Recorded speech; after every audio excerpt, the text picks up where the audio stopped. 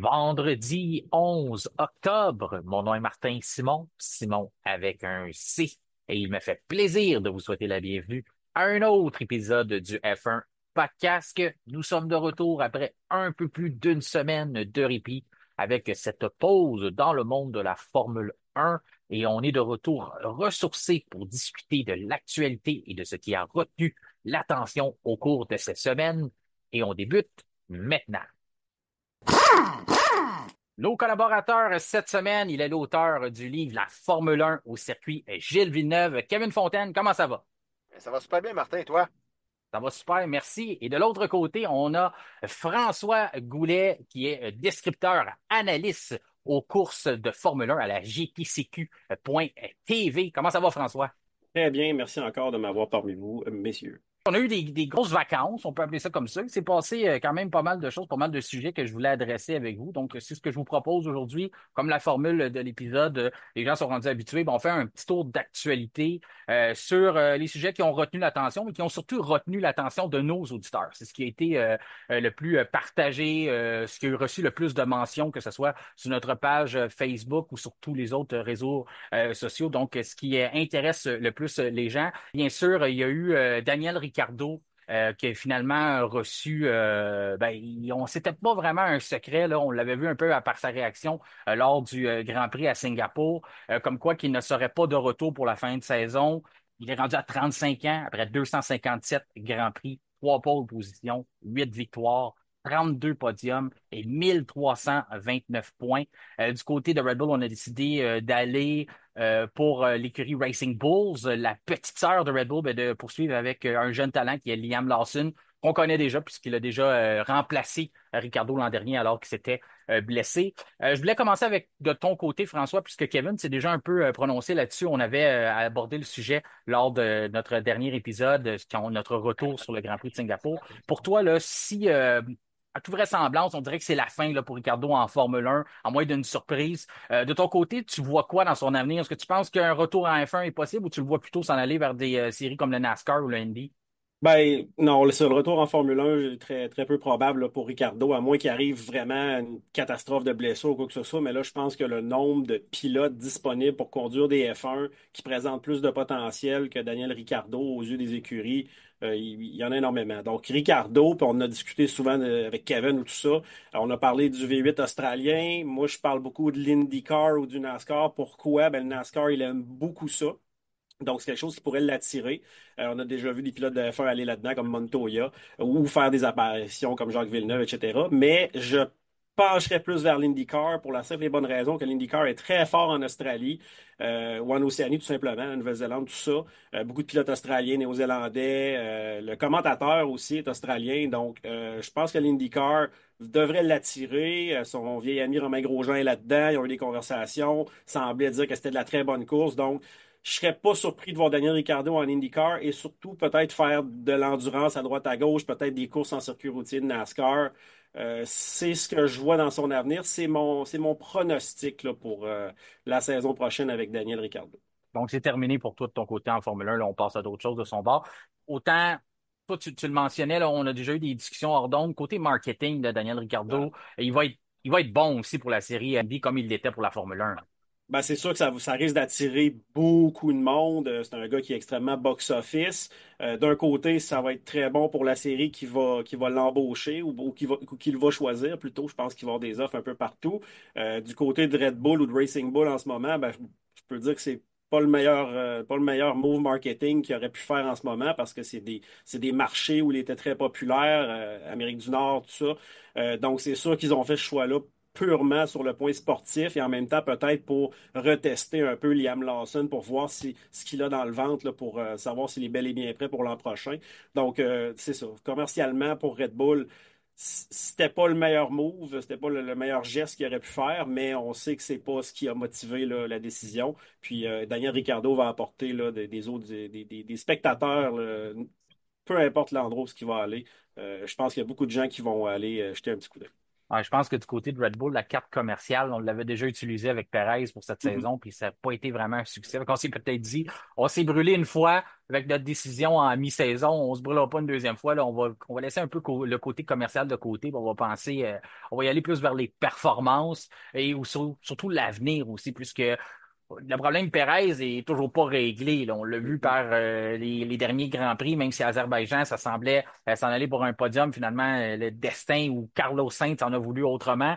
Pas que c'était la faute à Sainz, mais en tout cas, on comprend la Ouais. situation, ce qui est arrivé nécessairement. Donc, à ce moment-là, ben, on a dit, OK, on faut construire sur l'avenir, il faut qu'on pense à Lawson. On avait aussi la situation contractuelle de Liam Lawson qui forçait à le mettre au volant d'une voiture le plus rapidement possible. Sinon, on avait le risque de le perdre à une autre écurie, même s'il n'y a pas tant de volants que ça Ouais. disponibles pour le futur. On n'a pas voulu prendre cette chance-là. Donc, je pense que c'était quand même la bonne décision. Tu es d'accord avec ça, toi aussi, là. C'est vrai Ah oui. qu'à Austin, c'est toujours bon pour les caméras. Daniel Ricciardo est très populaire là-bas. Il joue le cowboy, puis qui s'ensuit avec ça. Mais là, du côté voiture, puis on a une compétition avec Az aussi qui se dessine. Si Az décide de se ranger du côté d'Oliver Burman, moi, je partage, je suis de cette école de pensée-là, que Az devrait réagir et aussi donner le volant à Burman le plus rapidement possible, enlever Kevin Magnussen si on veut espérer dépasser Racing Bulls au classement. On sait qu'une position au classement peut donner 9 millions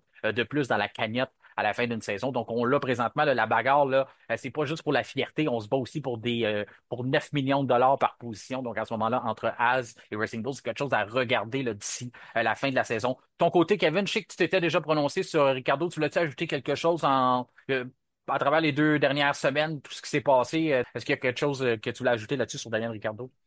Bon, on en avait parlé, Martin, avec Jean-Christophe il y a quelques mois que Ricardo sera remplacé au courant de la saison, puis finalement, ben, c'est arrivé après Singapour. Est-ce que ça me surprend? Non. Carl Lawson avait démontré des belles choses l'année passée et il mérite d'avoir sa chance à l'avenir. Donc, Ricardo, pour finir, Ricardo, c'est un super gars, un bon pilote que moi, j'ai toujours apprécié, mais il faut faire place à la relève et son temps à F1 était compté bien malgré tout. Donc, pour faire ça très rapidement. Donc, bonne chance à Ricardo, que je vois peut-être du côté du NASCAR ou du Supercars australien, que c'est une série que j'affectionne beaucoup, qui est très intéressante. Je n'irai pas le voir en IndyCar aussi. Je suis sûr qu'il pourrait faire une belle petite impression, Daniel Ricardo. Donc, bonne chance à lui et à Lawson également dans l'équation. Le sujet que je voulais enchaîner avec vous, les gars, aujourd'hui, bien sûr, oui, on a parlé de Ricardo. Ricardo, ça a été un sujet qui a retenu l'attention, mais celui des moteurs Renault, ça, je pense que Mhm. c'est le sujet qu'on a aujourd'hui et ça a été le sujet qui a le plus fait couler d'encre. Beaucoup de gens ont été fâchés par ça. Il y en a qui ne sont pas surpris de ça. Je voulais prendre un peu votre pouls de votre côté pour une remise en situation pour les gens qui ont manqué l'information. C'est que il y avait une étude qui est en cours depuis déjà quelques mois et l'entreprise française a finalement pris la décision de fermer son programme de groupe motopropulseur pour à partir de la saison 2026, ce qui signifie qu'Alpine sera relégué à titre d'équipe cliente. Donc, on va se procurer des moteurs chez un autre manufacturier. Cette décision marque probablement le début d'un partenariat avec Mercedes et on dit que ça pourrait être un moyen aussi de relancer la compétitivité de l'équipe. La Formule 1 perd ainsi un icône avec Renault, qui avait rejoint le championnat du monde à l'ère du turbo, des moteurs turbo en 1977. Donc Renault, c'était une institution en F1. Les moteurs Renault, là, c'est 169 victoires, c'est 12 titres des constructeurs. Donc c'est deuxième plus grand c'est le deuxième plus grand manufacturier après Ferrari du côté des titres constructeurs avec 12. Ça signifie bien sûr les Jean-Pierre Jabouille, mais les René Arnoux, mais surtout les Nigel Mansell, les Alain Prost, Michael Schumacher, Damon Hill, Jacques Villeneuve, Fernando Alonso, et sans oublier les 4 titres de Sébastien Vettel pour un total de 11 titres au niveau des pilotes. Donc, ma question pour vous là aujourd'hui, est-ce que c'est un peu une honte pour Renault d'abandonner cette histoire-là ou c'est surtout une façon de la protéger? Je commence avec toi, François, là-dessus. Qu'est-ce que tu en penses de toute cette histoire-là? Là? Ben, une honte en soi, je vais pencher, je dirais pas, même pas une catastrophe, mais c'est une grosse déception. C'est sûr que pour Renault, ça peut être honteux un peu, Mais nous qui sommes au Québec, on n'a pas la marque Renault devant nous. Et j'ai pris la peine aujourd'hui de contacter un collègue français avec qui je fais de la course de simulation pour voir un petit peu avoir un peu le pouls de comment que c'est pris en France. Et j'ai malheureusement pas eu la chance d'avoir son opinion parce qu'il suit pas beaucoup la F1. Il m'a reviré, il m'a utilisé son ricochet vers quelqu'un d'autre. Mais j'aurais aimé savoir du côté français ce qu'ils en pensent parce que on s'entend que Renault est là pour vendre des voitures. Alpine, Renault, bon, on parle de la même chose, est là pour vendre des voitures et se retirer de la fabrication de moteurs en F1 à un moment comme celui-ci où on arrive à un changement drastique en 2026. Ça soulève beaucoup de questions. Il y a un de tes auditeurs, Marty, qui avait écrit sur la page, je me rappelle pas son nom, Stéphane ou Stéphane, je suis plus sûr, là, mais bon, il avait souligné que ça fait bizarre comme moment pour faire ça, parce que justement, on s'en vient vers une nouvelle ère de moteurs avec les hybrides, tout ça. Donc, euh, ça soulève beaucoup de questions. Ça se demander peut-être qu'eux autres savent beaucoup de choses qui sont vraiment dans le champ avec leur moteur et que ils ont finalement ça valait plus la peine parce que ils sont dans le champ depuis tellement d'années que là, ils voyaient qu'ils s'en allaient pas dans la bonne direction, puis ils ont tiré la plug, là, comme on dit. Ben écoute, moi je vais faire un peu de chemin sur ce que tu dis là, puis le commentaire qu'on avait eu de l'auditeur. Mon opinion personnelle face à ça, le fait qu'on décide avant même d'arriver à 2026 de dire on arrête de mettre de l'argent là-dessus, c'est certain que ça cache plus gros que ce qu'on a eu cette nouvelle-là. Là. Je pense qu'on a juste la pointe de l'iceberg face à ça, qu'on se dit déjà non, ça vaut pas la peine de poursuivre là-dessus. J'en parlais, peut-être qu'on protège un peu notre histoire. Tu le disais que oui, on est aussi un manufacturier, donc on perd la face de ce côté-là de dire on est même plus capable de produire des moteurs de F1. En plus, un de nos gros problèmes, c'est qu'on a passé à l'ère hybride en F1, puis on n'est pas capable de rattraper cette évolution-là. Qu'est-ce que ça envoie, ça, dans le marché de l'automobile? Bien, on s'en va vers une ère qui est concentrée vers l'électrification du parc automobile. Donc, à ce moment-là, on dit, ben nous, les voitures, les moteurs hybrides, on comprend pas trop comment ça fonctionne. Donc, on envoie des très, très gros messages à l'industrie automobile. Pour moi, ça, c'est pas des bonnes nouvelles, mais je pense que ce que ça cache vraiment, c'est la fin de Alpine au complet en F1. Alors, on a eu une transaction là, semblait peut-être un peu banale, mais on a eu des gros investisseurs qui sont rentrés dans le dossier les dernières années. Ça, c'est correct. Mais moi, ce qui a retenu le plus mon attention, c'est Hightech GP. Nouveau directeur de l'écurie, Monsieur Oliver, c'est le propriétaire de Hightech GP. Hightech GP a déjà des ententes avec Mercedes par le passé, qu'on a décidé d'aller vers là. Moi, j'ai l'impression que ça va devenir Hightech. Hightech était dans cette fameuse étude-là pour rentrer une 11e écurie. Finalement, on est arrivé en arrière de Andretti. On n'a pas réussi à avoir notre propre écurie. Donc, on dirait qu'on a un peu du côté d'Oliver Oaks, réorganiser nos jetons pour s'enligner vers la F1, mais d'une autre manière. Et je pense que ça passe à travers Alpine et c'est ce qu'on prépare. Mais ça, c'est mon opinion à moi. Kevin, je voulais prendre ton pouls là-dessus sur ce que tu penses là, d'un peu cette situation-là. Je sais que tu es un historien du sport. Pour toi, Renault, ça veut dire quelque chose. Tu peux pas être un fan de F1 sans avoir un peu Renault sur le cœur, un petit peu avec tous les champions que j'ai nommés à travers de ça. Fait que je veux savoir qu'est-ce que tu en penses un peu de tout ça, de cette nouvelle-là qui est tombée. Ben, comme François a dit, honte, moi je trouve que honte, c'est peut-être un peu un grand mot et j'adhère au terme de déception. Mhm. Déception qu'un constructeur de la renommée de Renault quitte la F1 par la petite porte comme ça. Là. On quitte pas avec un gros succès, avec un titre mondial. On se bat et même si on ne gagne pas un championnat, qu'on se retire la tête haute. Non, non, on quitte par la petite porte comme ça car le bloc propulseur, le moteur n'est pas assez performant. Le passage à l'ère hybride n'a jamais fonctionné. Renault, là, depuis 2014, c'est 4 succès. C'est vraiment très, très peu là, comme motoriste. Et Renault n'a jamais été en mesure de concurrencer Mercedes, Ferrari et Honda pour l'optimisation du V6 turbo hybride. Et c'est vraiment dommage car c'est un motoriste de très longue date dans l'histoire de la Formule 1. Donc, oui, j'adhère vraiment au terme de déception, comme le dit François. Oui, honte, on l'a entendu, je l'ai lu beaucoup. François tantôt mentionnait qu'il essayait de prendre le pouls des Français, puis je pense que le mot honte, je l'emmène beaucoup de là. C'est ce que j'ai lu le plus, que ce soit par des grands magazines qui ont utilisé ce mot-là, ou que ce soit par les auditeurs. On a beaucoup d'auditeurs de la France. Je pense que c'est venu les toucher au cœur, c'est normal, c'est un giron français de dire qu'on n'est plus capable de compétitionner en Formule 1. Donc, c'est sûr qu'on l'a pris peut-être encore plus de côté sentimental que nous, on le prend. Je te relance, Kevin, sur cette question-là un petit peu, là. tu le disais, ça fait longtemps qu'on n'a pas eu de succès en F1.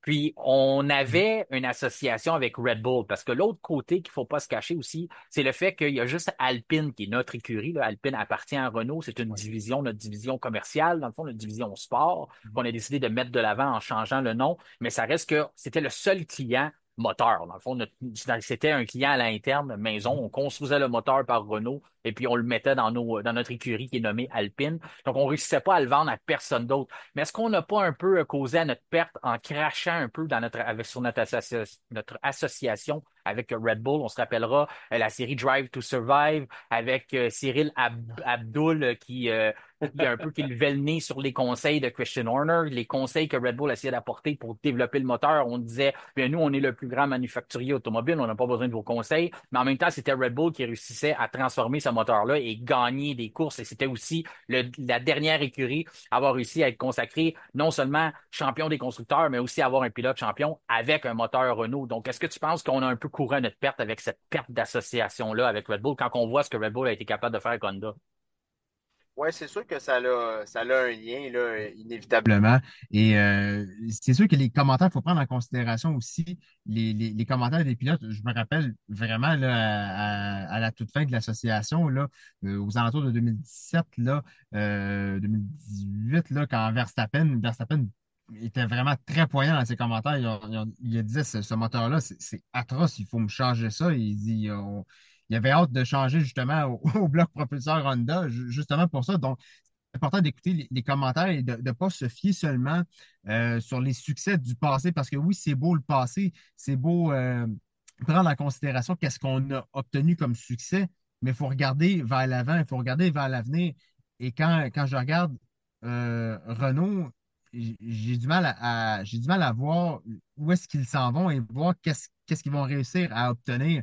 C'est pas ce que ça me dit, c'est pas ce que ça me porte comme impression. On n'arrive pas à aller chercher le succès. Oui, il y a eu la victoire d'Esteban Ocon là, en Hongrie 2021. Il y a eu des circonstances de course, là, évidemment.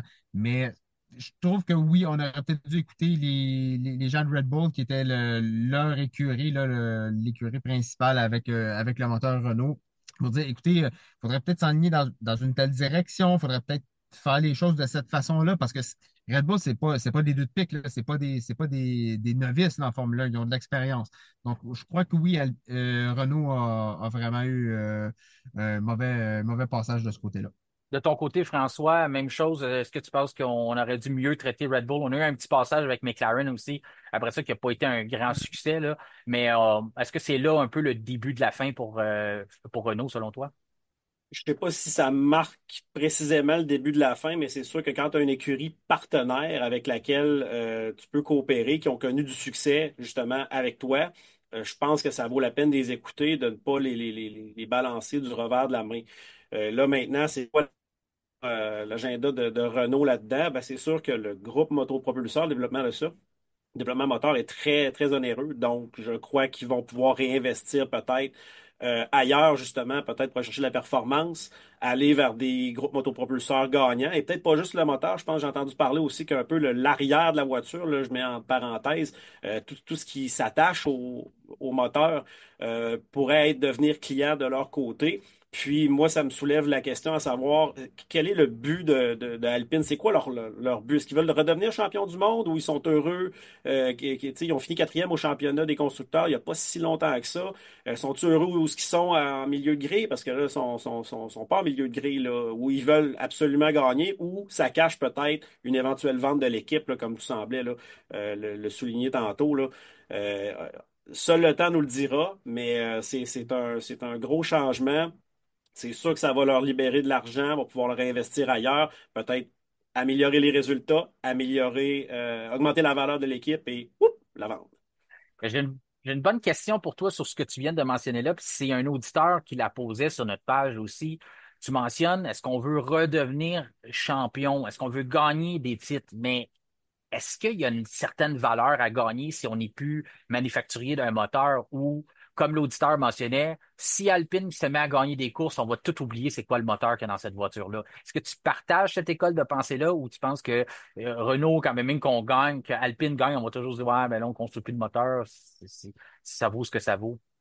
Ben, c'est dur à dire, mais si Alpine gagne, exemple, ou si Renault gagne, les gens vont voir quand même le succès relié au nom. Mhm. Donc, je crois que ça pourrait quand même redorer un peu le blason. C'est sûr que les gens plus érudits côté F1 vont se rappeler exactement de ce qui se passe en ce moment. Ouais. Et on se rappellera aussi des grands succès qu'il y a eu, hein. Je veux dire, on peut pas vivre dans le passé, mais il y a quand même eu du succès. Mais là, à l'ère moderne où on est, ils ne livrent pas la marchandise. Puis, ça soulève de grandes questions et peut-être que ça va faire perdre confiance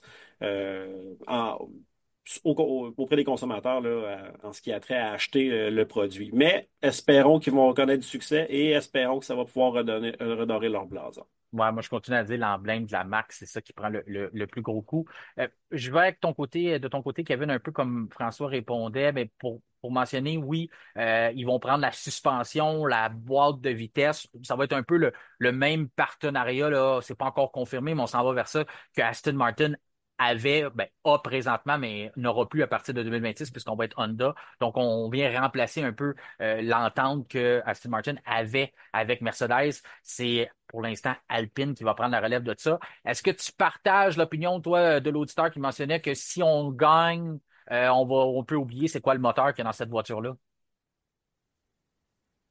Je te dirais, on peut oublier, oui, mais il ne faut pas oublier en même temps que ça reste quand même Alpine qui est une filiale de Renault aussi, là. Donc, moi, je suis un petit peu partagé là-dessus.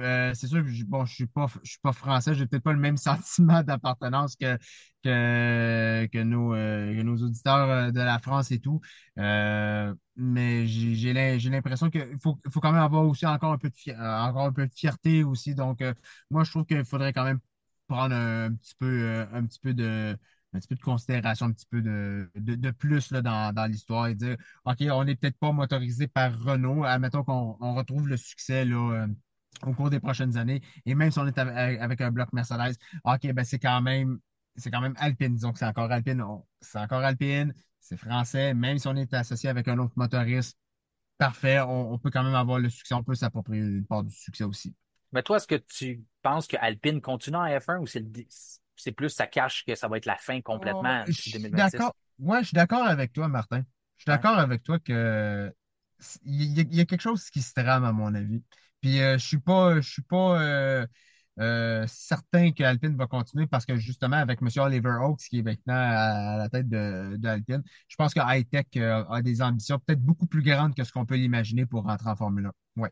Surtout qu'Oliver Oaks n'a pas vendu High-Tech encore. Il est Non. toujours Mhm. propriétaire de High-Tech, que ce soit en Formule Mhm. 2, en Ouais. Formule 3. Il est allé chercher un pilote qu'il connaît bien. C'est lui qui a donné son veto en embauchant Jake Doohan, qui était son Mhm. pilote aussi, si je me rappelle bien, en Formule 4 ou Formule 3 aussi. Donc, on voit qu'il a déjà quand même assez rapidement commencé à mettre ses tentacules. Mercedes aussi, on a des ententes là-dessus. Donc, en tout cas, ça reste à voir, mais moi, pour moi, il y a quelque chose de plus gros en arrière de ça et on n'a pas fini d'entendre parler des nouvelles de ce dossier-là. La prochaine étape, ça sera d'annoncer le motoriste, bien entendu, là, pour 2026, mais ça reste à voir. L'autre sujet que je voulais aborder avec vous aujourd'hui, messieurs, ça l'a retenu l'attention, ça aussi, ça a fait beaucoup de conversations. Tantôt, j'ai donné les statistiques de Daniel Ricciardo. Une statistique que je vous ai pas donnée, c'est celle de ses 17 tours les plus rapides.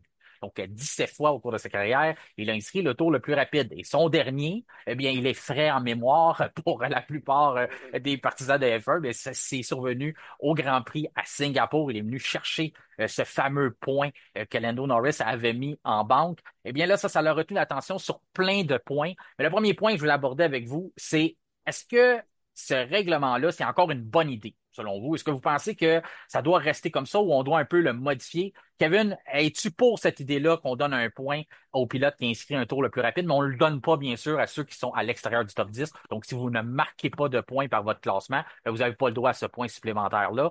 Mais est-ce que tu trouves que ce règlement-là devrait rester ou c'est pas une bonne idée?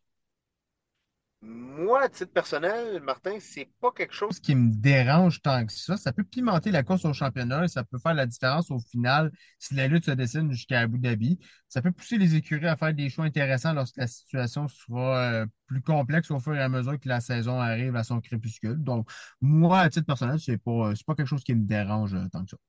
te repose la question d'un autre sens. Est-ce que si tu es à l'extérieur du top 10, est-ce que tu devrais avoir le droit, est-ce que tu pourrais enlever le point?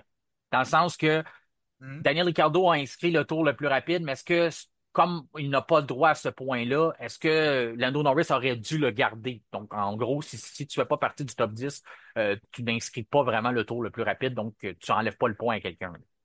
Ben, moi, je trouve que c'est essayer quelque chose, comme ce qui est arrivé à Ricardo, c'est essayer quelque chose, c'est essayer une stratégie différente. Moi, je vois pas la problématique à ce niveau-là. On fait des tests, admettons, sur la voiture, on se dit, OK, comment est-ce que la voiture peut se comporter avec les pneus tendres, admettons, en fin de course, etc., avec un peu moins de carburant. Donc, moi personnellement, j'ai pas de problème avec ça. Moi, de mon côté, là, je veux juste le mentionner, moi, je suis pour ce point-là. Là. Je pense que ça donne Mhm. du piquant, ça met de l'action aussi, puis ça donne, on l'a vu là en fin d'épreuve, un Grand Prix de Singapour, où il n'y avait plus vraiment d'enjeu. Ben, Mhm. lorsqu'on a vu Daniel Ricciardo rentrer, mettre les gommes tendres, retourner en piste, bon, on disait, tout, il va-tu réussir à le faire? On avait vu avec Lance Stroll au Grand Prix d'Italie, il avait essayé un peu la même stratégie, on comprenait pas trop pourquoi, il était 18e, finalement, il n'a même pas réussi à le faire. Donc, c'est pas nécessairement assuré là, parce que vous faites ça que vous allez aller chercher Mhm. vous ne pouvez pas aller chercher le point, là, mais c'est plutôt aller l'enlever à quelqu'un. Toi, de ton côté, François, tu penses quoi de tout ça, là, ce règlement-là en F1?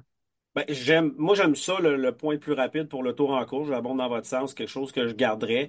La seule chose que j'ai hâte vraiment de voir à ce niveau-là, c'est le jour où ce point-là va être déterminant en temps réel. Exemple, Mhm. on est à la fin de la saison, puis là, Norris pourrait gagner le championnat s'il gagne la course et s'il fait le tour plus rapide, tu sais, puis là, il a juste assez d'avance pour faire un arrêt, exemple, mais tu sais, s'il manque son Mhm. arrêt, c'est risqué. J'ai hâte de voir ce moment-là où ce point-là va devenir un enjeu vital dans une compétition ou peu importe là, c'est l'enjeu qui peut en être, mais j'ai hâte à ce jour-là. Je ne changerai pas je ne changerais pas la façon de le faire tout simplement parce que si, par exemple, tu es dans le top 10, mais tu n'as pas le tour le plus rapide, mais c'est toi qui as le tour le plus rapide du top 10, je trouve que ça enlève un peu de lustre à ça. Parce que, alors, Lando Norris, qui avait le troisième tour le plus rapide du top 10, récolte le point pour le tour le plus rapide du top 10. Là, je trouve que ça, on irait chercher loin. Donc, oui, quelqu'un peut aller l'enlever s'il est en dehors. Je pense qu'on va parler éventuellement aussi de tout l'enjeu, que ce soit Ricardo qui soit allé le chercher, là, de la coopération. Mais cela dit, je ne toucherai pas à ça de cette façon-là. Puis en tant que partisan, j'espère juste voir le jour où il va faire, quelqu'un va devoir aller chercher ce point-là pour changer l'issue d'un championnat quelconque. Bon, on l'a peut-être vu ce jour-là, hein? Qui sait, on est Ben, encore c'est loin. ça, là. C'est que là, on le voit peut-être d'avance. C'est exact. Alors que ce serait le fun de le vivre euh, sur le moment, là, tu sais, un peu comme on a vu avec quand Lewis Hamilton a dépassé Timo Glock, comme ça arrive au dernier virage dans la course, si ça arrive, il gagne le championnat, si ça arrive pas, ça va à Felipe Massa. C'est quelque chose qui détermine euh, dans la course qu'on regarde en ce moment, l'issue du championnat, mais ça se peut que ce qu'on a vu maintenant ait de grosses répercussions. Ce qu'on a vu il y a 2 semaines, pardon, ait de grosses répercussions en fin de saison. Mais ce que tu dis, là, que tu as hâte de voir ça. Tu as hâte de voir ça pour ce que ça va provoquer comme discussion, Émotion. Émotion. euh, comme émotion, dans le sens que ça va être remis en question. On va se dire, ben là, il est champion du monde, mais à cause. Tu comprends que ça fera pas l'unanimité, là. Si quelqu'un, même si Lando Norris perd le championnat à cause de ce fameux point-là, c'est certain que c'est ça qui va retenir l'attention, là. Oui, mais ça sera pas l'émotion que je veux aller chercher parce que je viens de dire. Mes propos, OK. dans le fond, c'est comme le jour où, exemple, s'il va chercher ce point-là, ce jour-là, il va l'avoir. Là, si on revient, mettons, en arrière, on peut revenir en arrière sur plein de choses. Ah, ben, s'il n'y avait pas eu cette crevaison-là ou s'il n'y avait pas Mhm. grillé ses pneus, tu sais, quand on revient dans le passé pour déterminer ce qui a changé la saison, on pourrait ne pas arrêter. Moi, ce que je veux vraiment, c'est de voir un jour un pilote devoir prendre un risque pour Mhm. aller chercher ce point-là Ah, pour OK. obtenir un gain. Ouais, là, je comprends ce que tu veux dire. Ouais. Ouais. Ouais. Moi, pour moi, c'est ce que je trouve le fun aussi, quand on voit quelqu'un qui est assez culotté, une écurie qui a assez de confiance. On l'a vu en début de saison avec Verstappen, de dire on laisse pas de chance à nos adversaires, on rentre, on va chercher ce point-là. Ou des fois, on voyait dans le temps de Lewis Hamilton, si on prenait le risque, mais on prenait le risque avec Valtteri Bottas. On voulait aller chercher le point, l'enlever à nos adversaires. J'aime ce côté. Moi, j'aime beaucoup le côté stratégique du sport. Donc, pour moi, c'est certain que je veux que ça reste. J'ai pas rien contre ça. J'ai été même surpris que ça l'a retenu autant l'attention au cours des dernières semaines que le monde était là. Ah, mais là, ça, j'aime pas ça, ce maudit point-là, on devrait l'enlever. Je sais que ça cache un autre gros sujet, puis on va en venir, là, c'est le prochain sujet là, qu'on va en venir. Qu'est-ce qu'il y a à l'arrière de tout ça? C'est pas juste le fait du point, là, c'est le fait aussi par qui l'a pris. Mais juste en terminant, Kevin, toi là-dessus, est-ce que tu serais autant excité que François de voir un championnat se décider ou de voir un pilote être obligé de prendre ce risque-là pour être consacré champion? Ça serait vraiment toute une issue du championnat à se dire que, par exemple, un pilote doit absolument, impérativement faire le meilleur tour en piste et il n'a pas le droit à l'erreur. Il doit faire le tour parfait, un tour de qualification A1 pour réussir à obtenir ce point-là supplémentaire. Moi, je trouve que c'est beaucoup mieux ça que de donner un point à la pole position. Comme ça peut exister, je crois, en IndyCar, François, si je ne me trompe pas, il y a un point pour la Mhm, pole position. mhm. Moi, je trouve que c'est beaucoup mieux ça, de donner un point pour le tour le plus rapide en course que de donner à l'auteur de la pole position. Ça peut changer la donne en fin de saison et ça peut dire ce pilote-là a réussi à mettre ses points sur la table, pour ne pas dire une autre expression, et à se À mettre ces dire deux que points sur la table. ouais, des deux points sur la table, c'est ça. Puis à se dire, là, il a réussi, il a fait ce qu'il fallait faire, il a tout donné et il fallait qu'il sorte le maximum, qu'il optimise le plus possible la performance de sa voiture avec le train de pneus qu'il a choisi, le train de pneus tendre, évidemment, pour réussir à chercher le meilleur tour en course pour aller chercher le championnat. Pour moi, c'est le summum, ce serait l'idéal. De toute façon, moi, tant qu'il donne pas un point pour les arrêts au puits, je suis d'accord avec ça, pour le point du tour le plus rapide. Mais ce qui a retenu le plus l'attention, là, c'est l'histoire que c'est Racing Bulls, la petite sœur de Red Bull, qui est allée saisir ce point-là dans une course au championnat, non seulement au côté constructeur, même si McLaren est rendu à 41 points d'avance, mais surtout celle entre Lando Norris et Max Verstappen. Donc, Daniel Ricciardo, ça a été son dernier cadeau envers Red Bull, mais aussi peut-être son dernier doigt d'honneur envers l'écurie qui l'avait remercié, c'est-à-dire McLaren il y a déjà quelques saisons. Je vous demande à vous, est-ce que ça vous dérange, cette fameuse deuxième écurie-là que Red Bull possède? On sait que du côté de Zach Brown, PDG de McLaren, il en parle souvent. Il dit que quand c'est le temps de passer des votes à la FIA, bien sûr, Red Bull ont deux votes parce que Racing Bulls vote toujours la même chose que Red Bull, mais il y a plus gros que ça, là. Quand on le voit aussi côté stratégique, on peut venir à ça, parce qu'il y a du partage d'informations, même si on dit qu'on contrôle ça du côté de la FIA. Donc, je commence avec toi, Kevin. Est-ce que ça te dérange, cette situation-là? Non, pas pour moi, puis j'ai jamais été contre ça. Je vais donner un exemple, Martin. Si Ferrari est dans la lutte pour le titre mondial, et l'écurie Haas peut jouer les troubles à faire contre une écurie adverse s'ils ont une bonne voiture. Est-ce qu'on va crier à la conspiration vu que Haas achète des pièces à Ferrari? Si Haas peut obtenir le point du meilleur tour, s'ils sont dans le top 10, bien évidemment, et ils empêchent, disons, Red Bull ou McLaren de gagner un des deux championnats, est-ce que c'est un jeu stratégique de la part d'une écurie qui motorise un de ses clients?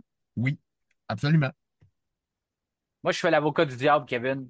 Je Hmm. comprends le point que tu vas emmener, mais ils sont pas propriétaires de Haas. Non, C'est je ça sais.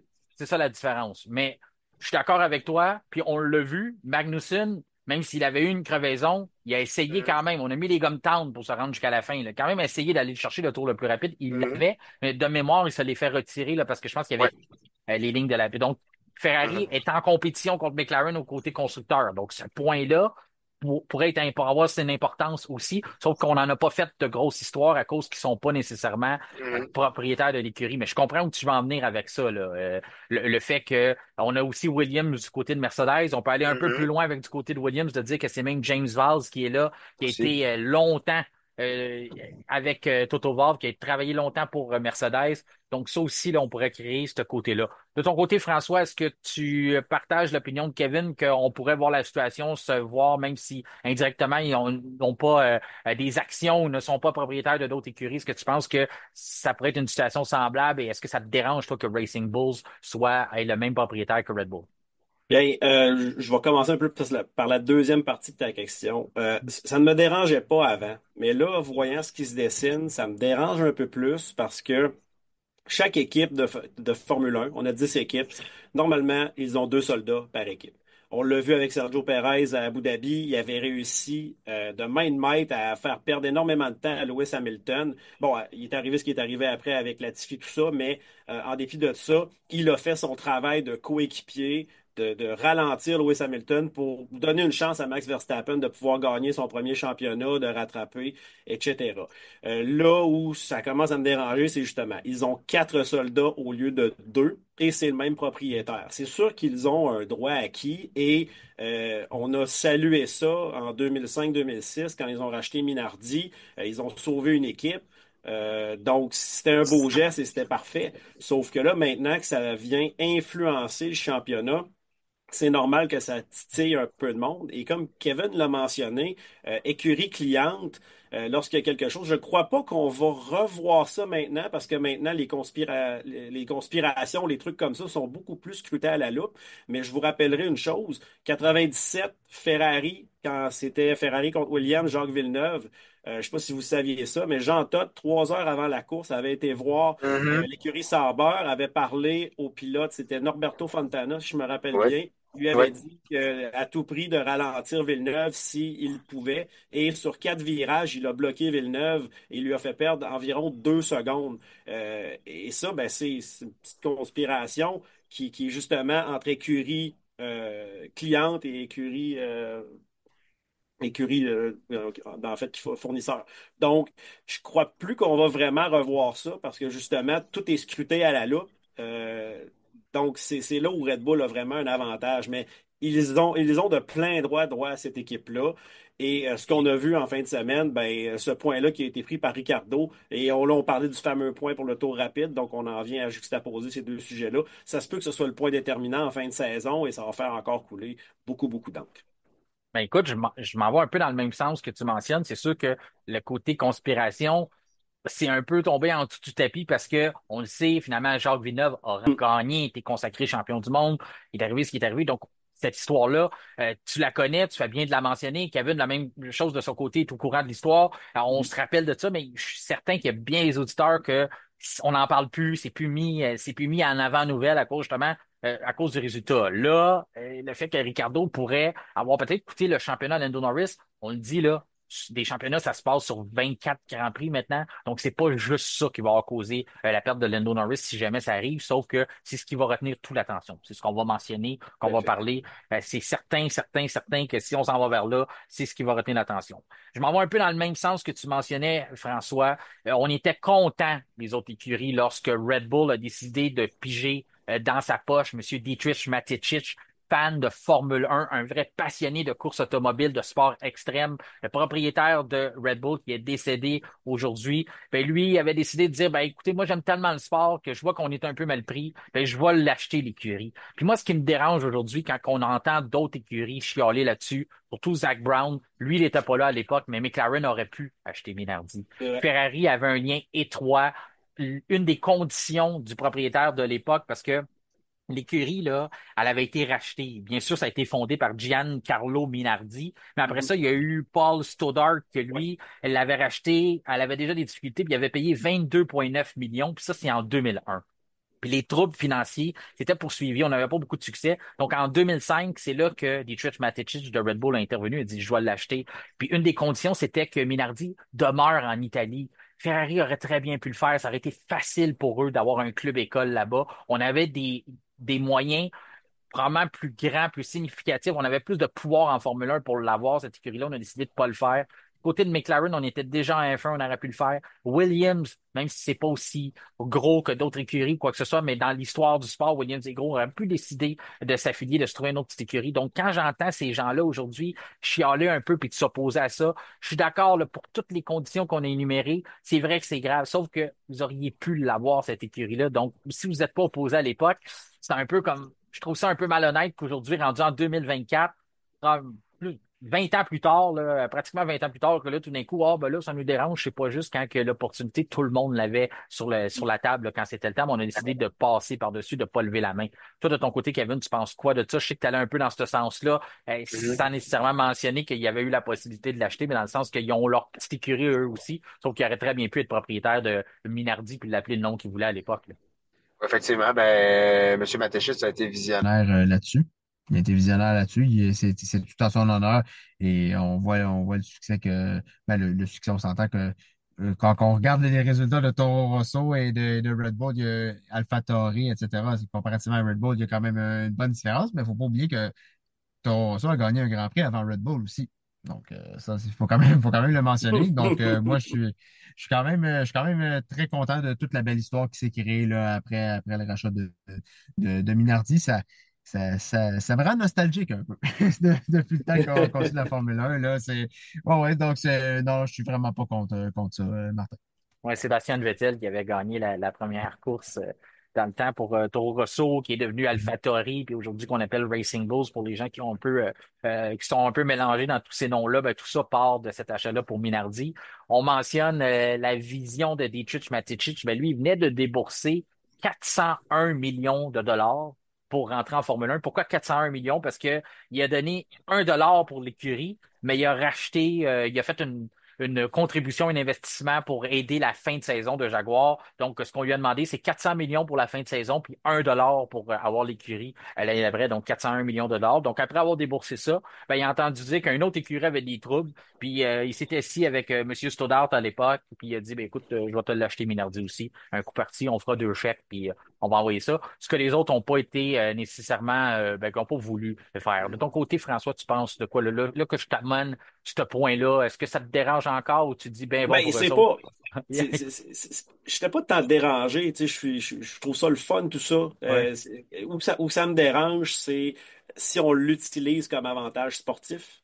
Mhm. Tu sais, s'il n'était pas en compétition pour le championnat, puis des fois, il s'aidait un peu, on n'en parlerait même pas. Mais là, c'est au plus haut niveau. Mais moi, je veux pas qu'on force Red Bull à vendre Racing Bull. Je veux pas, parce qu'ils ont fait ce geste-là, je le salue. Ils étaient dans leur droit. Euh, donc, c'est de bonne guerre, là. C'est sûr qu'un jour, ils vont peut-être le vendre. Oui, ils vendront peut-être jamais, puis ça va continuer à rester comme ça. Comme j'ai dit, c'est un droit acquis. Simplement que interférer, mettons, dans le championnat, ça, je pense que ça pourrait peut-être être légiféré, tu sais, de scruter à la loupe un peu les gestes des autres équipes. Mais ce qu'ils ont fait là était totalement dans leur droit.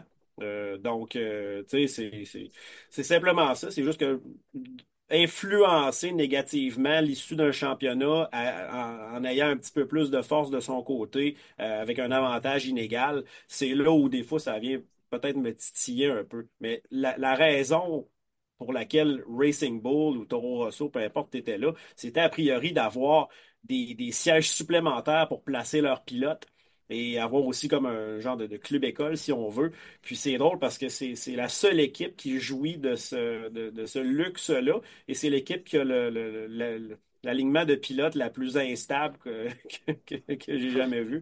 Donc, je trouve quand même des fois que le but de ça est pas tout à fait respecté. Ben, on est devenu un peu, François, si tu me permets, on est devenu un peu un club école de la Formule 1. Parce que Mhm. présentement, sur 20 pilotes de la grille, il y en a quand même 6 qui viennent de là.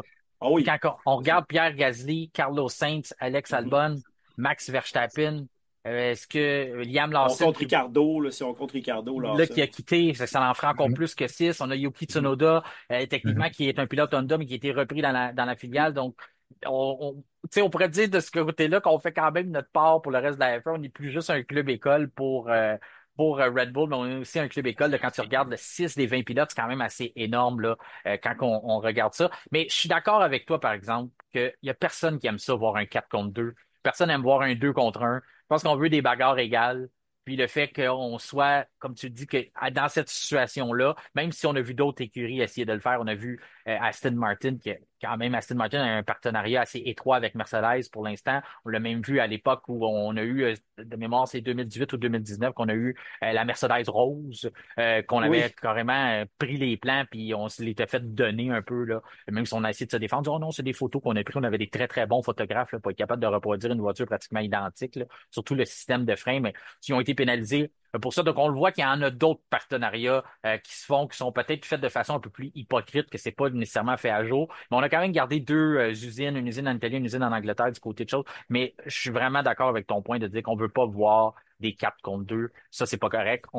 Si c'est ça qui s'est passé cette journée-là, on aimerait ça que ça se reproduise pas d'ici la fin de la saison. Donc, on ne demande pas nécessairement à Liam Lawson ou Yuki Tsunoda de toujours aller chercher les points des tours les plus rapides d'ici la fin. Euh, on parle justement, là, on parle d'écurie puis tout ça. Ça nous amène à notre secteur vrai ou faux. Il est arrivé une nouvelle, c'est Michael Andretti qui se retire ou qui prend un peu un pas de recul envers son projet qui lui tient tant à cœur de devenir propriétaire d'une écurie de Formule 1 qui espérait bien devenir la 11e écurie. Finalement, il a mené ce projet-là un peu dans un cul-de-sac. Donc, c'est mon interprétation. Je pense que Gunther Steiner partage mon opinion aussi parce qu'il avait mentionné de dire que lorsque tu n'es pas gentil avec les portiers, ben, les portiers te laissent pas rentrer. C'est un peu la description qu'il faisait de Michael Andretti, comme quoi que il a brûlé des ponts. Selon Gunther Steiner, c'était irréparable. Là, on a des actionnaires au sein de ça. On a fait des gros investissements, des investissements majeurs pour tenter de rentrer en Formule 1 quand on pense justement à l'usine flambant neuve qui a été construite aux États-Unis, mais aussi celle à Silverstone. Et puis là, ce que ça cache à travers tout ça, je pense que justement, on est un peu tanné de ça à l'intérieur, puis on voulait prendre les mesures nécessaires pour essayer de protéger nos investissements. C'est Dan Torres qui va prendre la relève qui va devenir un peu celui qui est à l'avant-garde de tout, à l'avant-scène de tout ça, de ce projet-là. Qui il est, lui, Monsieur Torres? Eh bien, c'est un investisseur majeur de Andretti Global. Il est aussi le PDG du groupe 1001, une société d'assurance et de services de finances. Donc, lui, il est en train d'un peu protéger les actions, les investissements de son groupe dans tout ça. Moi, la question que je vous pose aujourd'hui, là, est-ce que cette décision-là de tasser Michael Andretti du projet, est-ce que ça les mène un peu plus proche de réaliser ce rêve-là d'aboutir que Andretti serait en F1? Je commence avec toi, Kevin. Ben écoute, c'est mon avis personnel, mais je crois que oui, parce que chaque personne dans la bonne chaise, il y a chaque personne est positionnée dans la bonne chaise, et souvent tout ça en ligne pour le mieux. Et peut-être que ce pas de recul pour Michael Andretti est là où l'une des solutions qui pourrait permettre à son écurie de rejoindre la grille éventuellement. Donc moi, en tout cas, il y a plusieurs interprétations par rapport à ça, mais j'aillerais pas voir Andretti en Formule 1. Je t'en avais déjà glissé un mot. Donc moi, peut-être que ce fameux pas de recul-là de Michael Andretti, ça pourrait être les prémices peut-être d'une arrivée future en Formule 1. Ouais. Kevin, là, qui se transforme en Martin Saint-Louis, il nous parle de chaises puis de bonnes chaises, là, comme notre entraîneur du Canadien. Ton côté, François, est-ce que Michael Andretti est dans la bonne chaise pour un peu poursuivre sur l'idée de Kevin? Vrai ou faux, ça aide le projet F1? Oui, vrai, ça aide le projet du fait que je pense que là maintenant, Dan Harris est quelqu'un qui est plus de ce que j'ai lu et entendu là, des personnes plus érudées à ce sujet-là, et une personne plus apte à gérer une compagnie de l'envergure d'une écurie de F1. On ne cachera pas qu'Andretti, oui, ses écuries IndyCar et dans d'autres catégories, donc il est bon là-dedans, mais pour une compagnie de cette envergure-là, Dan Harris est plus apte à la gérer. Et en même temps, ben, Andretti, je pense que là, c'était le temps qui se mettent un peu de côté parce qu'à date, ça n'avance pas. Comme tu as dit, il y a des gros sous qui ont été investis. À un moment donné. Puis tu sais, justement, ces sous-là ont été investis pour montrer que le projet est extrêmement sérieux et tout le monde le voit de l'extérieur, mais ça n'aboutit à rien. Et Andretti est très vocal aussi. Donc, il y a peut-être des choses qui ont été dites dans le passé qui n'ont pas aidé à la cause, et ces gens-là, de plein droit, ben, ont eu une discussion avec lui. Ils ont dit, écoutez, écoute, Michael, là, on préférait peut-être que tu t'écartes un peu, puis on va prendre le lead parce que là, on veut pas que ce projet-là n'aboutisse à rien. Donc, je crois que c'est une bonne solution, là. Du moins, c'est un pas dans la bonne direction. Ça garantit rien, mais c'est comme un peu lorsqu'on congédie notre entraîneur-chef ou quoi que ce soit. Je pense qu'on en était rendu là de leur côté et que maintenant, on va pouvoir voir un peu l'évolution de ça, là, en espérant dans la bonne direction. Ouais, puis quand on regarde la lettre aussi, là, tu sais, on dit qu'il est excité de son nouveau mandat. Puis là, Ah, on ben essaie là, un peu, on protège un peu, là, on est capable de lire entre les lignes qu'est-ce qui se passe à travers c'est tout ça. certain. Là. Et puis il est très excité de son nouveau mandat, mais on l'a pas mis encore vraiment. Ça va être quoi son nouveau mandat? Donc, il est excité avant même de savoir ce qu'il va faire. Fait que ça, c'est ce que ça cache là, de ce que la lettre nous décrivait un peu, que il va s'asseoir avec Monsieur Torres, puis on va voir qu'est-ce qu'on a pour lui. Fait que dans le fond, en gros, Vous avez peut-être trouvé ça méchant de ma part, mais il va rester une mascotte, là. Ça va Ouais, c'est rester un nom, là. Ouais, c'est C'est un ça. nom, là. Il va rester le gars qui a envoyé la main au monde pour dire, ben oui, c'est moi l'ancien pilote de F1, puis ça porte mon nom. Mais le côté politique pour rentrer dans le sport, ben, on va confier ça au gars, comme tu disais, le gars qui est peut-être plus habile avec cette politique-là, parce que oui, il y a énormément de politique en Formule 1, c'est pas moi qui vous l'apprends. Fait que tout ça, là, ça vient tout replacer ça en perspective. Moi, je pense que autant que j'étais pas optimiste que ça arrive, moi, je pense que c'est 2028, ça va prendre GM, comme ils se le sont fait dire depuis le Mhm. début, je garde cette opinion-là. Puis, mais là, je suis plus optimiste que jamais. Je pense pas que ça va arriver plus vite, là. Je pense pas que ça va arriver en 2026 à cause de ça. Sauf que je commençais même à me demander si un jour ça allait arriver parce qu'il parle beaucoup trop. Il était trop vocal. Et c'est pas comme ça que ça fonctionne. On le voit dans d'autres sports. On l'a vu dans la Ligue nationale de hockey présentement. Je sais pas combien de fois j'ai fait l'association entre lui et M. Balsillie, qui était le PDG de BlackBerry, qui mentionnait qu'il allait avoir une équipe de hockey qui était déjà prête à acheter un amphithéâtre, la déménager avant même que les commissaires aient voté pour le rentrer dans ce cercle fermé-là. Ben, c'était un peu la même étude avec Andretti de dire ben moi je vais être bon, on va être compétitif, on va avoir des pilotes américains, j'ai mon usine à Silverstone, fais venir les médias, monte, ah, ça c'est mon usine de Formule 1, ça c'est mon modèle pour 2026 sur le quoi je travaille, on fait déjà des bonnes performances. Bon, c'est correct d'être organisé, mais de l'autre côté, on en parlait un peu dans le début de l'épisode, on a High-Tech qui fait toute la même chose. High-Tech a son usine, a son modèle réduit, a sa soufflerie, a engagé des employés en provenance de Red Bull. Ils ont tout fait ça, sauf que je vous en parle, puis pas grand monde qui parle de ça, là. C'est fait en catimini, puis je pense que catimini en F1 égale fait de la bonne façon. Tout à fait. De ton côté, Kevin, est-ce que tu es d'accord avec ça? Absolument. Pour mettre ça bien simple, absolument. Ouais. L'autre vrai ou faux que j'ai pour vous aujourd'hui, messieurs, c'est on prévoyait du côté de la F1 faire une course sprint avec seulement des recrues.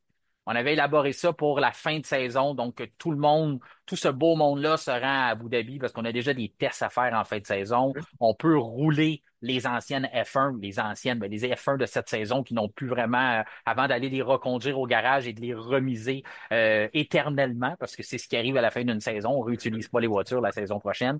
Donc, on les aurait confiés à nos jeunes pilotes. On aurait organisé une course sprint, façon de préparer les recrues, parce que même quand on leur donne des séances d'essai libre par-ci, par-là, c'est pas comme faire une course. La même chose que lorsqu'on les fait faire des essais libres avec des anciennes voitures, ben, c'est pas la F1 de l'année. Donc, c'est ce qui se rapprochait le plus de devenir pilote de F1. On arrive à un ère où ce qu'on va en avoir beaucoup des recrues pour être qualifié à cette course-là, ben, il fallait avoir couru au moins que 3 grands prix. Donc, on pouvait voir les Jack Doohan être là. On pouvait voir Kimi Antonelli. On pouvait espérer peut-être voir Oliver Burman si jamais il ne complète pas d'autres grands prix parce qu'il est à la limite de ne plus être éligible à cette course-là.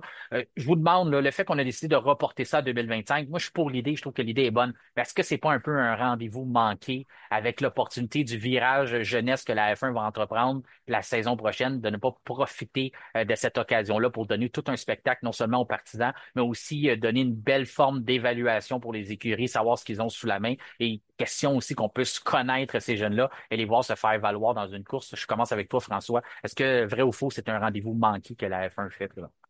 Oui, manqué en partie, là. Moi, ce qui m'aurait intéressé, c'est surtout l'alignement des pilotes qu'on avait prévu. Donc, exemple, si c'est reporté, justement, vu que ça va être reporté à l'an prochain, ben Antonelli, on le verra pas être dans une course comme Mhm. celle-là. Pareil pour Bearman. Par contre, il y a quand même des pilotes qui ne seront pas de la grille l'année prochaine, qui vont pouvoir quand même participer, que j'aurais voulu voir sur la grille, comme Théo Pourchère. On a parlé de Pato Ward. Donc, moi, j'aurais été client de cette course-là. Je voulais vraiment la voir. Je pensais vraiment que c'était en banque. Et de ce que j'ai compris, c'est qu'il était un petit peu trop dernière minute, là, côté logistique, tout ça. Il y a des équipes qui ont déjà comme prévu leur déplacement d'après-saison. Donc, ça venait un peu chambarder tout ça, ou chambouler tout ça. Donc, l'idée est extraordinaire, mais ils se sont pris un petit peu trop tard et je pense que c'est la raison pour laquelle ils ont tiré la plug, comme on dit, sur le projet et de le reporter. Ben, ça va être le fun dans un an, mais il y a certains talents qu'on aurait voulu voir se coltailler qu'on verra pas cette année. Ouais, on est un peu trop impatient là, de les voir, là. Moi, j'étais Ouais, ouais, anxieux. vraiment. C'est ça, j'étais Mm, anxieux, surtout dans une belle saison comme ça. C'est sûr que mm, on va voir l'année prochaine. Là, au moins, c'est pas comme si on a décidé que c'était complètement terminé, on fera pas ça. Sauf que, il me semble que c'était la saison parfaite pour lancer le Ouais. concept. De ton côté, Kevin, est-ce que c'est un rendez-vous manqué là, pour la F1? Ouais, d'accord avec François aussi. Je trouve que ça aurait été une belle occasion aux jeunes pilotes de faire leur preuve au volant d'une Formule 1, là. Bien que ça soit remis à l'année prochaine, j'ai l'impression, là, à mon avis, qu'on a manqué le pas. Parce qu'on a plusieurs recrues là, qui vont arriver là, la saison prochaine et tout. Donc, comme François dit, il y a des pilotes qui pourront pas être présents. Là, Antonelli, Douane ne pourra pas, Bearman non plus. Donc, on va perdre ces jeunes-là. Oui, il va en avoir d'autres. Effectivement, il va en avoir d'autres. Mais là, on était dans l'idée, on était fraîchement prête à prendre la décision, à dire, OK, on est là, on se lance pour faire cet événement-là. Oui, c'est repoussé. Oui, ça devrait avoir lieu, mais je sais pas, je trouve qu'on a comme manqué une occasion après une belle saison 2024 comme ça, ouais. Ouais, puis on ajoute à ça, là, peut-être que l'année prochaine vont être là pareil, mais Isaac Hadjar, on a Gabriel Mhm, effectivement. Bortoleto qui Ouais. se disputent le titre en Formule 2 présentement. On pouvait ajouter, tu sais, c'était tout, pour vrai, moi j'avais vraiment hâte à cette course-là. J'avais probablement plus hâte que ça qu'au Grand Prix d'Abu Dhabi en tant que tel, là, Mhm. même si on risque peut-être d'avoir une course au championnat cette journée-là. Mais en tout cas, ouais. Bon, en tout cas, je partage votre opinion là-dessus. Mon autre question pour le vrai ou faux, c'est on a vu plusieurs départs chez Red Bull depuis le début de la saison. Il y en a eu un autre aussi au cours des dernières semaines. Je vous dresse un peu le bilan là, qui est parti là, pour les gens qui n'ont pas entendu parler. Ben, si vous étiez sous une roche pendant plusieurs semaines avec des bouchons dans les oreilles, ben, Adrian Newey va quitter. Ensuite, il y a Jonathan Whitley aussi qui s'en va, lui qui était le directeur sportif, lui va prendre la direction de Audi. Ensuite, on a Vin Danani, lui qui est le directeur des performances. Lui, ben, il s'en va du côté de Alpine. Ensuite, on a Steve Wistalny. Lui, il s'en va, ben, il était le concepteur en chef. Lui, il s'en va du côté de Williams. On a aussi Michael Brothers. Lui, il s'en va chez Alpine. Il était un aérodynamicien chez Red Bull. Ensuite, on a Lee Stevenson, qui est mécanicien en chef, notamment sur la voiture du triple champion Max Verstappen. Lui, il a pris la direction de Sauber Audi. Et le tout dernier, eh bien, même si on dit que son départ devrait être prévu pour 2026, eh bien, c'est Will Courtney qui est directeur de la stratégie. On garde toujours Anna Schmidt pour l'instant, qui est très, très bonne aussi, là, qui sont deux personnages clés des dernières captures de titres pour l'écurie Red Bull. Mais ma question là, avec tous ces départs-là, là, Will Courtney qui ont annoncé qu'il s'en irait du côté des rivaux directs, là, du côté de McLaren. Mais pour l'instant, on peut toujours voir les négociations, ce qui va se passer, mais c'est pas avant 2026.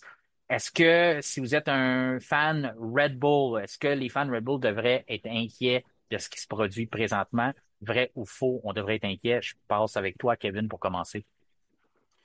Euh, après le départ de Newey, mettons, on a dit Adrian Newey et Jonathan Woodley, je dis non, peut-être pas et tout, mais là, on commence à avoir plusieurs départs là, qui s'en viennent là, et qui arrivent. Donc, oui, vrai, ça peut être problématique, mais ça a toujours été le cas dans le monde de la F1, que certains membres d'une écurie quittent pour une autre écurie pour relever d'autres défis. Je pense que Red Bull possède encore une bonne équipe. Est-ce qu'ils seront capables de se battre pour le titre l'année prochaine? On verra. Il n'y a rien de coulé dans le béton. Mais je pense qu'ils forment toujours une super équipe de Formule 1. Mais c'est vrai, pour les fans de Red Bull, ça commence à titiller un petit peu. Le bateau commence à prendre l'eau, là. De ton côté, François, tu en penses quoi? Est-ce que les fans de Red Bull devraient être inquiets, vrai ou faux? Vrai. C'est sûr que là, avec, tu sais, on peut composer avec un ou deux départs, même si c'est des éléments clés. Là, il y en a beaucoup. Oui, les équipes de Formule 1 sont quand même sont plus que quelques individus. Mais c'est quand même ces éléments clés-là, des fois, qui amènent les idées les plus drastiques, les plus révolutionnaires. Et là, oui, moi, si étant partisan de Red Bull, tu sais, je suis un peu en dents de scie, là, avec Red Bull, mais oui, je suis quand même un partisan de Red Bull. J'ai l'impression qu'on va voir leur performance péricliter dans les années qui s'en viennent à cause de ces départs-là. Juste historiquement, quand Adrian Newey s'en allait d'une écurie, directement la saison d'après, on voyait déjà des baisses de performance. Et même la saison, si justement comme celle-ci, aussi, ou lorsqu'il a quitté Williams, tu sais, en 97, Villeneuve a gagné avec une Williams que Newey avait dessinée, mais il n'a pas travaillé sur l'évolution de la voiture pour la deuxième moitié de saison, puis l'auto était peut-être un petit peu moins dominante à la fin. Donc, je fais ces comparaisons-là. Je pense que ça m'étonnerait pas qu'on voit Red Bull arrêter d'être en avant du peloton comme ils le sont. Et toutefois, il n'y a rien qui empêche qu'ils aillent chercher d'autres talents ailleurs et que finalement, tout ça se rééquilibre. Mais là, pour l'instant, on a plus de départs que de signatures, de ce que je comprends.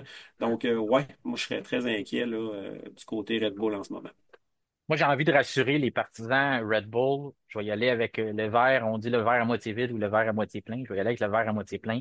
Si on regarde où ils sont partis, Aston Martin, qui pour l'instant, n'est pas un rival direct de Red Bull. Ensuite, on regarde parti chez Sauber pour Whitley, parti chez Alpine pour le directeur de performance. Ensuite, on a Williams aussi qui a eu un autre chez Alpine. Leur chef mécanicien sur la voiture de Verstappen est parti chez Audi, Sauber. Et du côté de Courtney, c'est peut-être celui qui va faire le plus mal, c'est du côté de McLaren pour l'instant directement. Donc, on n'a pas perdu personne à Mercedes ou à Ferrari, sauf que les cartes vont se rebrasser là, avec la nouvelle réglementation. Donc, peut-être que des rivaux qu'on n'a pas nécessairement identifiés présentement vont le devenir. Et là, on va dire, là, ça fait mal qu'on a perdu ces personnes-là à là. Pour aller du côté de François aussi, il va falloir les remplacer. On les a pas remplacés encore parce que ce qui est intéressant de ça, c'est qu'on a aussi un plafond budgétaire maintenant en F1. Donc, c'est sûr que quand un gars comme Adrian Newey s'en va, de la manière que ça fonctionne, c'est qu'on a le droit à 3 personnes qui sont des hauts salariés qu'on a le droit de placer à l'abri du plafond. Pour l'instant, ce qu'il faut savoir, c'est qu'Adrian Newey va falloir continuer de l'avoir dans cette allocation-là, puisque si on le remet sur la masse salariale, ben à ce moment-là, ben, ça va venir faire mal à notre plafond budgétaire. Si on le laisse dans cette allocation-là des 3 personnes, ben, en attendant, on peut pas mettre quelqu'un d'autre à cette place-là. Et tant et aussi longtemps, même s'il s'en va en période de vacances forcées où on n'a pas le droit d'aider à l'écurie, présentement, il compte encore sur le plafond. Donc, je t'attends qu'au premier trimestre de la prochaine saison, Newey aura quand même cet impact-là sur le plafond budgétaire où ce que Red Bull ne pourra pas le remplacer. Puis c'est pareil pour toutes les personnes qui n'ont pas quitté, qui sont toujours dans une période de vacances forcée, là. Mais ce qui va être intéressant à voir, c'est lorsque Adrian Newey va vraiment quitter pour Aston Martin, lorsque Jonathan Whitley va quitter toute cette place-là sur le plafond, comment on va l'utiliser? Est-ce qu'on va être capable d'aller recruter des gens? Ça, j'ai aucun doute pour ça parce que l'ère aujourd'hui, ce que ça nous propose, c'est que des écuries comme McLaren, mettons, qui ont fait beaucoup d'acquisitions dans les temps qui courent, ben, ont utilisé cette allocation-là, cette place-là sur le plafond. Et puis Red Bull va se retrouver avec énormément de place sur sa marge. Donc, on va être capable de soumettre des offres d'emploi qui risquent d'être assez attrayantes pour faire des acquisitions avec des gros cerveaux, des personnes qui vont être capables de venir nous aider et qui vont pas nécessairement remplacer du jour au lendemain. On sait là, des gars comme Adrian Newey ou même Jonathan Whitley, pas des gars qui sont facilement remplaçables, mais au moins venir un peu pallier là, à cette perte-là. Est-ce que de ton côté, Kevin, tu penses que lorsqu'on va avoir ces sous-là, je sais qu'il y a beaucoup de gens qui aiment entretenir la pensée que c'est toxique, personne ne va aller chez Red Bull. Sauf que lorsqu'on regarde les gens qui ont quitté, là, c'est des personnes qui avaient plus de 20 ans ou pratiquement 20 ans là, dans l'organisation Red Bull. C'est pas ce qu'on voit normalement en Formule 1. Là. Lorsqu'on parle de quelqu'un qui est là pendant 8 ans, on dit quelqu'un qui est un employé long terme. Toutes les personnes qui ont quitté Red Bull présentement, c'est des gens qui étaient là depuis une vingtaine d'années, qui sont probablement forcés de partir parce que justement Red Bull est à côté dans son plafond, on ne peut pas leur donner plus d'argent, mais ailleurs, on a cette opportunité-là de leur en offrir plus. Ton côté, Kevin, est-ce que tu partages cette opinion-là, là? Oui, et aussi, il faut dire que souvent les gens veulent, parfois aussi, ça dépend à titre de la personne, là. Il y en a qui veulent relever d'autres défis aussi. On est Voler leurs là, propres mettons, ailes, ouais. c'est ça, voler de ses propres ailes, se dire, ah, OK, ben là, est-ce que je suis dû pour aller dans une autre écurie, voir ailleurs. Le gazon, l'herbe est peut-être pas plus vert chez le voisin, mais parfois, des fois, on se dit, peut-être qu'on peut essayer de voir un nouvel environnement de travail, et on se dit, OK, ben, je vais y aller, voler de mes propres ailes, et finalement, ben, ça fonctionne. Donc, c'est sûr qu'il faut essayer, puis ça a toujours été, ça a toujours existé. Adrian Newey, auparavant, c'était comme François l'a mentionné, c'était Williams, après ça, ça a été McLaren. Et après ça, bon, Red Bull. Mais il a fait des changements au cours de sa carrière. Donc, éventuellement, c'est comme ça. Puis on peut pas empêcher les gens de partir. Verstappen l'a même mentionné, on peut pas empêcher les gens de partir de l'écurie pour aller ailleurs. C'est comme ça, les gens vont décider de bon où ils veulent aller. Donc, moi, c'est sûr que étant quand même partisan de Red Bull, partisan de Formule 1 en général, oui, mais partisan Red Bull également. C'est sûr que ça titille un petit peu, mais c'est comme ça. Ça fait partie de la game. De ton côté, François, est-ce que tu penses que ça fait partie de la F1 ou c'est ce que les gens aiment répondre comme quoi c'est parce que c'est toxique présentement chez Red Bull que les gens partent ou c'est juste une histoire de Formule 1, c'est comme ça, les gens arrivent et les gens partent. Et après Bah, 20 ans, c'est juste normal, là. oh oui, les gens arrivent, les gens partent en même temps. Mais comme tu l'as dit, que le plafond budgétaire, ben, si ces gens-là sont compétents, normalement, quand ça fait longtemps que tu es dans une entreprise, ton salaire monte. Si on n'a plus les moyens de le payer, de payer Mhm. ces gens-là, ben, c'est normal qu'ils aillent chercher un petit peu plus ailleurs. Les plus grands, Également, les plus grands spécialistes en ressources humaines vont vous dire que la meilleure façon d'aller chercher les plus grandes augmentations, c'est d'aller dans un autre emploi. C'est malheureux, exact. là, Ouais, mais c'est comme c'est ça. ça. Si vous voulez plus que 10% d'augmentation, 10%, ça peut être assez gros, mais normalement, on recommande de quitter et d'aller vers un autre employeur. Continue sur ce que tu l'as dit, François. Tout à fait. Ben, en Ouais. fait, c'est que le but de chaque équipe, c'est de construire la meilleure équipe pour le moins d'argent possible. Hein, c'est comme les équipes qu'on se fait là, dans certains pools ou quoi que ce soit. On a un budget alloué, puis il faut que tu aies la meilleure synergie, la meilleure équipe possible, l'équilibre. Et peut-être qu'il y a des jeunes ingénieurs avec des idées révolutionnaires qui, justement, coûteront pas si cher que ça, qui vont aller chez Red Bull, ils vont trouver le concept qui va leur donner un avantage.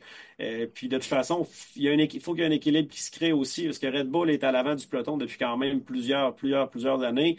Là, on veut voir Williams performer, mais ils sont à l'arrière. On veut voir d'autres équipes performer. Donc, c'est pas tout le monde qui peut performer. Donc, il y en a qui sont à l'arrière qui vont aller de l'avant, il y en a qui sont en avant qui vont aller en arrière. C'est très utopique de penser qu'on va avoir une bataille égale à 20 voitures en F1. Donc, c'est le cycle des choses, puis on en est rendu là. On espère de tout cœur que Red Bull n'ira pas dans l'arrière du peloton, mais c'est certain que ces départs-là, selon mon humble opinion, risquent de leur faire mal, puis c'est comme ça que ça se passe. La dernière fois que j'ai regardé, il y a seulement 3 marches sur le podium. Tout à fait. Et on ne prévoit pas d'en mettre, malgré qu'on change les réglementations, je pense pas qu'ils vont en mettre 5 ou 4 là, dans les années rapprochées. Donc, il va toujours rester 3 voitures, 3 pilotes qui vont être capables de prendre le dessus à chaque Grand Prix. Et ça a toujours été comme ça, puis ça va rester comme ça. Je voulais vous remercier en terminant d'avoir été là. On avait beaucoup de sujets à traverser. Je pense qu'on l'a bien fait. Vous avez été très cohérents dans vos apports, dans vos analyses. Ça a été très le fun à vous entendre. Je suis certain que les auditeurs ont apprécié. Donc, François Goulet, merci beaucoup. Je sais que tu avais une course hier, donc si tu veux inviter les gens à venir regarder la simulation du Grand Prix de Austin sur la chaîne du GTCQ.tv.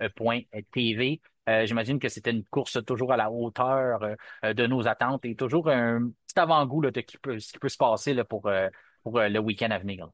Ben, oui, on a toujours des bonnes courses. C'est sur le donc, canal YouTube GTCQ TV. Donc, c'est la course d'Austin sur le Sim Racing Hub F1 sur la plateforme Air Factor 2. Toujours de très bonnes courses. Je ne veux pas vendre la mèche de ce qui s'est passé hier, donc je vais vous laisser aller voir. Mais le championnat est très relevé entre le pilote Red Bull, Argenis Riera, Josh Mills et le pilote Aston Martin, Argenis Riera. Mon co-animateur était de retour hier, donc je vous invite à aller voir ça. Toujours de l'action, puis ça va vous donner un avant-goût de ce que justement le Grand Prix d'Austin pourrait avoir l'air, là. Moi, c'est une grosse fin de semaine de course pour moi personnellement, parce que je suis beaucoup de séries, là. C'est pas mort de mon côté, donc ça donne le ton là, à cette fin de semaine qui s'en vient, là. Je vous invite à aller voir ça. C'est toujours un très bon spectacle. Ouais, on parle de fin de semaine qui s'en vient. Fin de semaine, pas celle-ci, la semaine d'après qui s'en vient. On a 2 fois 3 semaines de course, hein. Il reste 6 courses, puis ça va être partagé dans des 3 en 3. Puis on a beaucoup de courses sprint qui en restent. Il reste la moitié des courses sprint qui n'ont pas été disputées encore. Donc, on recommence à Austin. Ensuite, on aura le Brésil et une au Qatar. Oui, au Qatar la dernière. Donc, 3 courses sprint à suivre pour la fin du calendrier. De ton côté, Kevin, les gens, il y a eu une quatrième réimpression du livre La Mhm. Formule 1 au circuit Gilles Villeneuve, aussi disponible en version virtuelle. Et les gens peuvent toujours aussi lire ta chronique sur F1 Podcast, des chroniques souvenirs qui sont publiées sur notre page Facebook où tu nous fais revivre des moments d'anthologie dans l'histoire de la F1. C'est bien ça. Il en reste des copies si les gens veulent être capables de s'en Oui. procurer une. Oui, absolument. Contactez Martin au F1 Podcast. Puis, vous avez toutes les informations nécessaires pour vous procurer l'achat. Bon, ben, je vous souhaite une bonne fin de semaine, les boys, puis passez une belle action de grâce en famille. Oui. Et puis, pour les gens qui se posent la question, eh bien, Kevin a eu la nouvelle aujourd'hui et ce sera un. Garçon. Vous allez avoir Oui, un monsieur. garçon.